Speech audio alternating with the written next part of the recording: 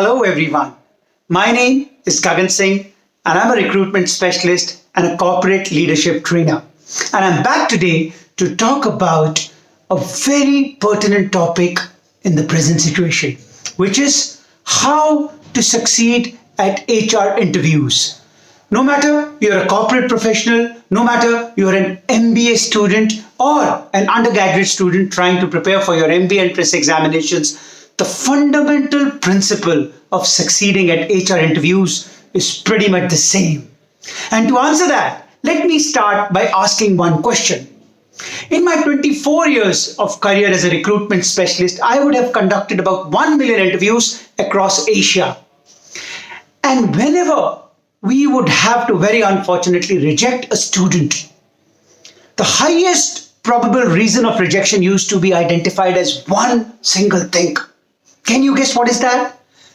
My dear friends, the single biggest reason why students get rejected at interviews is that whenever they get a call from any company or college, the typical focus is on trying to emphasize how great, how perfect, how excellent their profile is.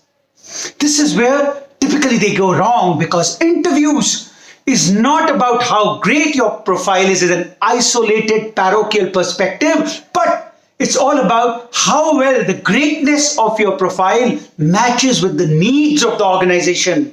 You're applying for a marketing company and you have a perfect CGPA score. You have 10 on 10. You're a great researcher in your profile.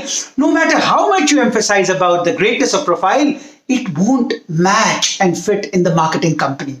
On the contrary, you are applying for a research company and you have had your profile which was predominantly into marketing, selling, or being involved in leadership, extracurricular related areas, but almost nothing on research. No matter how much you emphasize about your marketing expertise, you will not get the research job.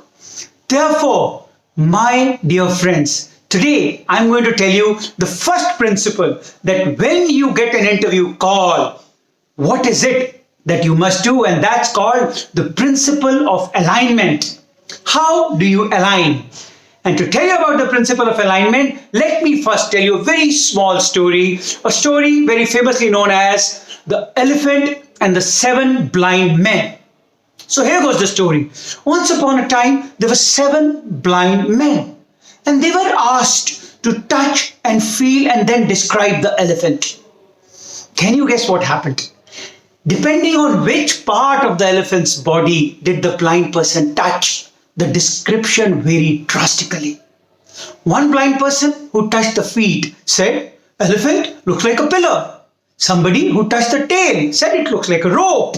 Somebody who touched the ivory tusk said it's very sharp, pointed, it looks like a dangerous knife. Somebody who felt the trunk said it looks like a pipe.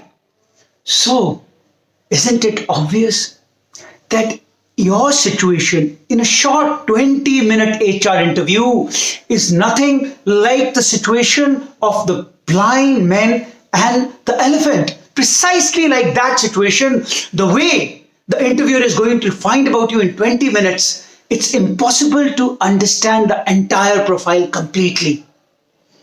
The question which begs attention is, which part of the profile are you likely to throw the torchlight on? Because the portion which you will emphasize, which you will highlight, is the portion which is going to be the impression that the interviewer is going to carry back with him or her. So the principle of alignment follows the same story of the 7 blind men and the elephant, where we ask you to highlight those aspects, those facets of your experience, your research, your subjects, your training projects, which are in alignment with the profile, with the organization's need. So today I'm going to tell you 5 important alignment principles, 5 important alignment steps that you must do. If you follow that, I can assure you it's going to drastically augment your success probability. Let's go by them one by one. And the first one is, whenever you get the call from any company, read their website. Try to find out what are the values, what are the principles, what are the stated missions and the goals of the organization. And when the company asks you the question, tell me something about yourself, you must highlight those instances where you displayed those virtues. Let's take a small example. You apply for a marketing company which focuses a lot on innovation. Your answer to tell me something about yourself must definitely contain that I was involved in innovative projects at my college or at my corporate life where I did a project related to marketing of XYZ brand or sales and distribution of ABC product where I received great accommodation and great appreciation for the kind of new creative ideas that I brought in the system. Let's take another example that a company which focuses a lot on your social contribution. It's clearly stated that they want employees with a philanthropic bent of mind. Then your answer should definitely contain, in my last organization, I was an active member of the CSR society, or in my college, I was a president of, let's say, the XYZ society, which was basing and focusing on initiatives to help the underprivileged. The idea here about reading the company's website is to align your answers in confluence with what the company is aspiring to do. Rule number 2, read the Google hot topics. Try to find out what are the new active areas that the company has been very focused on. Let's take an example. You're applying for a consultancy firm, and that consultancy firm has recently done a very prestigious project, let's say, for example, Madhya Pradesh government on river integration. How do you answer that? Why do you want to join a company? Your answer must contain that, sir, I believe I possess very good analytical, decision making, and calculative skills. I also have a reasonable knowledge about software and coding methodologies. So I recently read a few months back about a project on river integration where your organization provided consultancy solution to Madhya Pradesh government. It was an amazing project and I was so impressed by it. And I strongly believe that my coding, my computer related, technology related skills combined with analytical skills should incapacitate me to be an able consultant who can be involved with these kind of projects and design new solutions so that we can help good consultancy solutions to be implemented for state and our society. Simple. Let's take the third thing. Third thing is the most obvious one. Read the job description thoroughly. When you read the job description, try to find out which are the 3, 4, 5 keywords that the company is emphasizing. It could be marketing related words, it could be finance related words, it could be leadership, it could be cross-cultural interaction.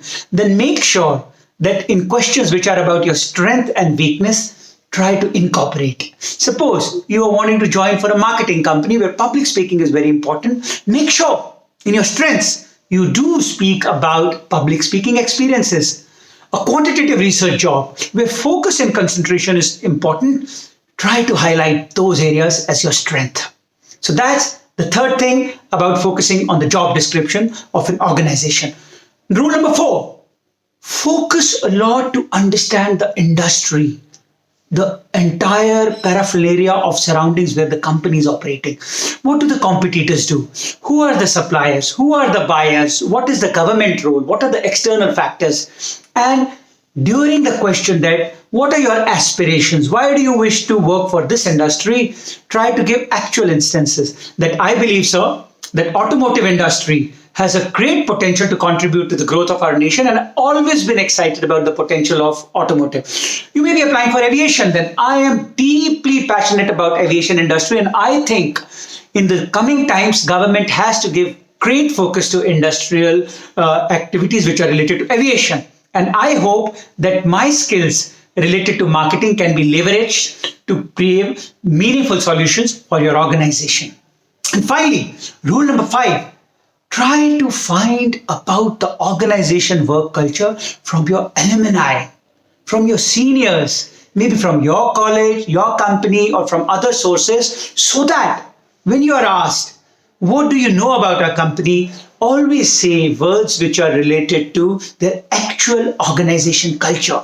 So, an organization which values cross-cultural decision making, you could always say, my alumni, who's 5 years elder to me, Mr. ABC, has a great experience of 5 years working in your company as an assistant manager. And I have heard that your company is really very tremendously valuing cross-cultural communications. And I know three overseas languages, Japanese, German, French, and I believe that I'm very well positioned to use my understanding of these languages and these cultures to contribute to cross-cultural leadership aspects of your organization.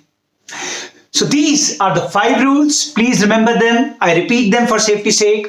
Rule number 1, read the website so that you can add keywords. Number 2, check the internet for hot topics so that somewhere you can speak about how you relate to them. Number 3, read the job description thoroughly so that the keywords in the job description can be in some of your answers. Then number 4, understand about the industry and the competitors. And finally, number 5, talk to your alumni so that you get a very good idea as to what is the real organization work culture. I hope these 5 rules to prepare for an interview will empower you, will help you get your dream job. In my next video, I'm going to talk about how you are going to project your image and how you're going to lead your interviewer very smartly to make sure that the questions which are going to be asked are the questions that you wish them to ask you. With those words, this is Gagan Singh signing for the day. May the power of winning edge persona ever be with you. Thank you.